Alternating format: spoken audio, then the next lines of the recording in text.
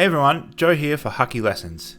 In this video I'm going to go over my list as it currently stands for Purple Luffy in the OP09 meta. Now I say as it currently stands because it is very early, so I may change things here and there. I'm at this point thinking I'll take this deck to Nationals in January, so I'm going to see if I can make it better, but this is how it stands at the moment, and I've only just, started to do my OP09 testing because we had the regionals in Melbourne just last weekend, so as the pre-release period for OP09 started, so I was focusing on practicing for that. So now that I'm starting to build my OP09 decks and all that, I've,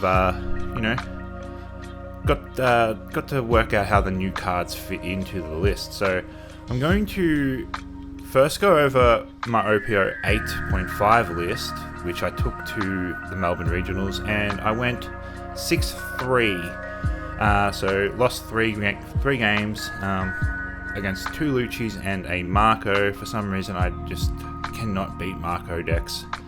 But all up I faced three Luchis, so I beat one of them. Two black yellow Luffys, two Anels, Marco, and a green Uta. I think that's all of them. So I was pretty happy with that result. I didn't bubble into the top 64, but it is a score that could have if my percentages went the right way. But, you can't do much about that, only beat what's in front of you. So, obviously, in theory, with the new cards, Purple Luffy is better. But the thing is, with my OPO8 list, I'd balanced it out good, I'd really fine-tuned it, and it was feeling pretty good. So it's just, I've got to take some cards out to put in OPO9 stuff, and that's going to change how the things work, change the balance of how many blockers, for example, because I might take some blockers out to fit in some rush Sanjis. So that means I have a little bit less defense, but I have more aggression. So it's a work in progress at this point. So let's look at my OPO 8.5 list. As you can see, it's very Straw Hats. I find for me it works best if it's nice and consistent. If my 4-cost Zoro always finds something, if my 7-cost Luffy can always play something. So that's why Jinbei is great. That's why my removal option, Robin, is what she is because she has the Straw Hat trait, so she'll be searched. So the only things that aren't Straw Hat in there are Kaido, Big Mom, and Uta. Uta was an idea I had when I was in Adelaide. I talked about this in my Adelaide Regionals rundown. It did what I thought it would do. I liked it. I won a game against the Black Yellow Luffy where I played it. They attacked. I'm like, alright, I'll block and rest your Sabo blocker, of course, and then they just scooped because that was a very stupid thing of them to do. But they probably didn't know what Uta did. So she worked, but thing is, now I have to take her out in order to fit in what I want to fit in for OPO9. So from this list, I've taken out the Kaidos, one Big Mom, and Brook, Robin, Uta, and Jet Gatling. What I might find, because Brook was a tech choice against decks like Doflamingo, make it easier to get rid of their board if I can attack into them with, they're less strong. Uta was good for aggressive decks as well. Really comes in handy against decks like Zoro. So I taking them out, but then I put in more aggressive things like Rush Sanji, and I have more defense with Gum Gum Giant, and I can search things easier with the Law.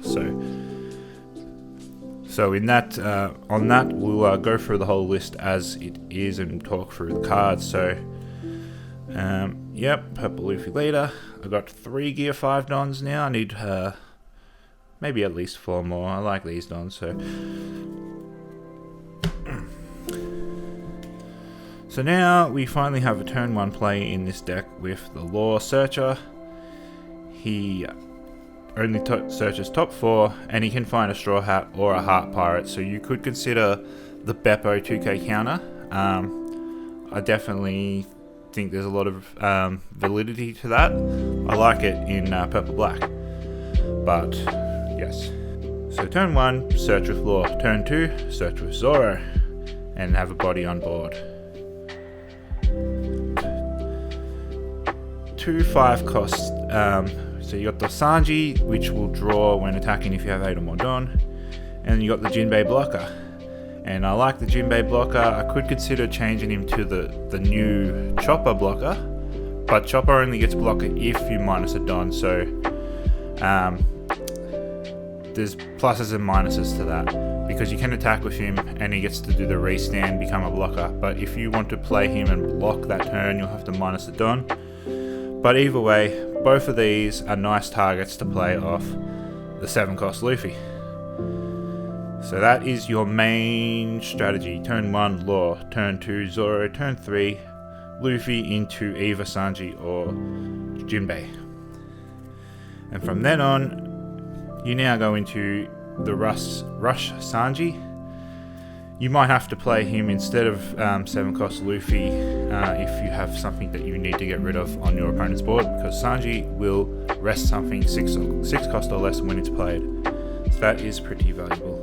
And then going into the biggest of the big bodies, 3 Big Mum. So I've dropped her down 1 from my previous list,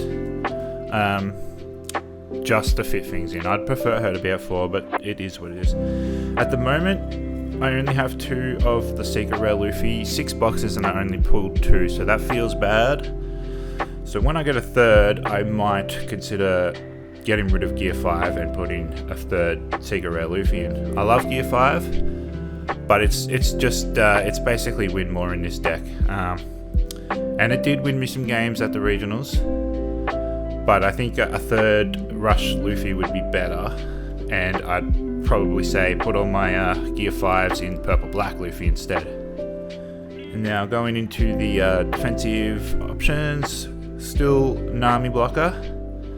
The Frankie blocker I prefer in Purple Black. I don't want to minus as much Don in this deck as I do in Purple Black, so Nami is nicer in that regard. Obviously, she trashes before she draws, so that's not as good, but at least she's not minusing Don.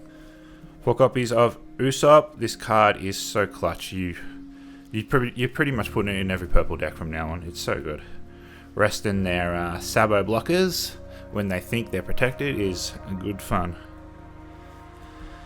The Raid Suit Sanji.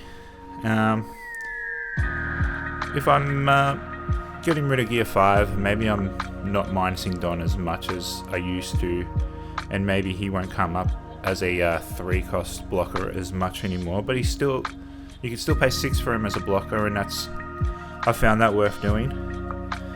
So the other 2k counter I've got is Frankie, which has the ability to rush in dire circumstances, but I don't think I ever use that, pretty rarely, and so this is what I might consider changing into a Beppo. And then finally, of course, Gum Gum Giant times 4. This card is so good. So good. I suppose if you start using Gum Gum Giant too much, twice in one turn, then those Sanjis can come into play as 3 cost blockers. So yes, so maybe Frankie is what I would be changing out for Beppos, and I'd keep the Sanji in there. But Gum Gum Giant is a must basically in every Purple Straw Hat from now on, because it's just so good. Trash 1, draw 2, 4,000 counter power. The -2 Don can hurt if you have to use multiple in a turn, but we do what we do. Okay, so that is how my list currently looks. It generally plays much the same, but like I said, it's got less blockers, it doesn't have the Utas, it's got less removal power because I've taken out the Brooks and the Robins. I could put in the Gum Gum Lightning, that's an option, but it is an event card, so that might make things a little bit clunkier.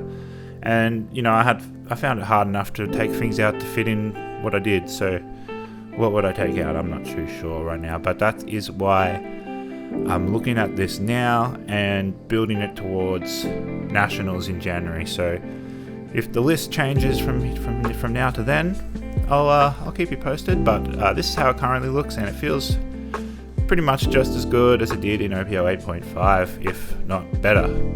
Surely better. So there you go. Yes, and This set has a lot of things that interest me, so if you subscribe to the channel, there'll be a few more deck profiles coming your way. I'm really enjoying Lim. I have readjusted my red-yellow Sabo Revolutionary deck with the new support, and that's feeling pretty fun. And I'm also liking purple-black Luffy, and I'm even a little bit tempted on Buggy, so we'll see how that goes. Until then, I'll see you guys later.